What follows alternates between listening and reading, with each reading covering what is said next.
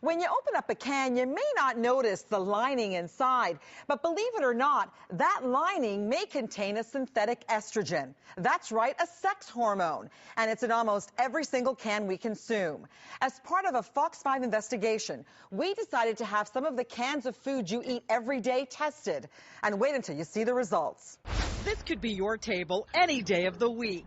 A delicious plate of pasta, topped with tomato sauce, some hearty soup, a tuna fish sandwich, a side of green peas. Food that millions of Americans consume daily. But wait until you see what could be inside your food. This is a chemical that the people who put it into plastic were insane. His name is Dr. Fred Vom Saal. He's a professor of biology at the University of Missouri. You may not know his name, but you probably know his work. He recently created a huge uproar within the scientific community after releasing a study on plastic baby bottles and the controversial chemical many of these bottles are made with, called Bisfenol A. This is a chemical that in 1936 was considered for use as an estrogen drug. Then in the 1950s, some tricky chemists found that they could link this chemical together and it creates a hard, clear, glass-like plastic. And this glass-like plastic is sprayed into cans we buy every day. The only problem with that is the plastic is then made from a sex hormone. And it's virtually in every can of food we consume. And according to Dr. Vom Saal, Bisfenol A is a big problem because he says it leaches into the foods we eat.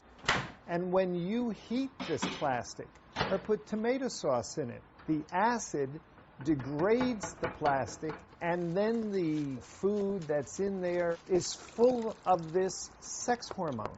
Dr. Vom Saal says they have tested Bisfenol A in animals and the results are disturbing. We started testing it at levels tens of thousands of times below what anybody had ever tested before and found that it profoundly damaged the male reproductive system. Now we know it causes brain damage and it causes breast cancer and prostate cancer. So we decided to do our own tests of common foods we eat every day. We went to different grocery stores and purchased tomato sauces, soups, peas, tuna fish, as well as plastic containers and food wraps. We then sent them all to Dr. Vom Saal's lab in Missouri for testing.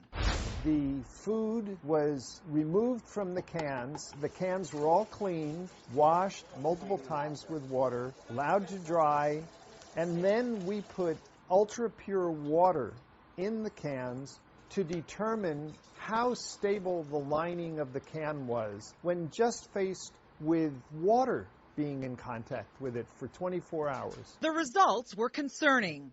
Every single product here put out an amount of Bisfenol A that would be in the danger zone. The highest levels measured in micrograms were found in cans of Hunt's tomato sauce, followed by Red Pack, Del Monte peas, the Star-Kissed tuna, and the Rubbermaid plastic container. This is a chemical that can alter the way your cells function at below a trillionth of a gram, 1 million times lower than this. And he says if the research on animals doesn't concern you, this will. Dr. Vom Saal says when he places Bisfenol A leached water into a test tube with breast cancer cells, the cancer cells multiply rapidly. These amounts would massively stimulate these cells. Bisfenol A is big business here in the United States. It is estimated that the chemical companies produce 7 billion pounds of it a year, and it's making its way into our bodies. According to the CDC, 95% of Americans have detectable levels of Bisfenol A in their urine. Dr. Vom Saal says the worst thing anyone can do is microwave food in a plastic container covered in plastic wrap. Just stop doing that immediately. The hotter a product becomes, the greater the amount of Bisfenol A that will come out of it.